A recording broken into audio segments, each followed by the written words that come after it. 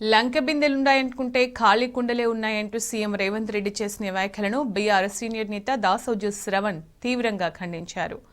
ప్రభుత్వ ఖజానాని ఓ లంక బిందె అన్నారు. తెలంగాణను మొత్తం కేసీఆర్ ఓ లంక బిందెలా మార్చారని చెప్పారు.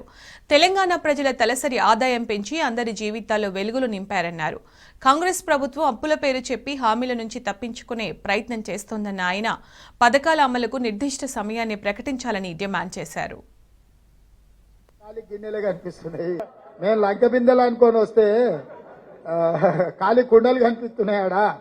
ఇక దాన్ని అంతా సర్దిద్దాలి. సంసారం ప్రభుత్వంలోకి అధికారంలోకి వచ్చింది, ప్రజల జీవితాలు బాగు చేస్తా, రాష్ట్రాన్ని అత్యంత ఉన్నతమైనటువంటి ఒక స్థాయికి అభివృద్ధి చేస్తా, పేద ప్రజలకు అండగుంటా అని చెప్పాల్సినటువంటి ఒక పెద్ద మనిషి లంక బిందెలు ఉన్నాయని చెప్పని నేను అధికారంలోకి వస్తే ఖాళీ గిన్నెలు ఉన్నాయని చెప్పని మాట్లాడుతున్నాడు. దొబ్బితిందామని వచ్చినారు సార్ మీరు, అంతేమన్నా?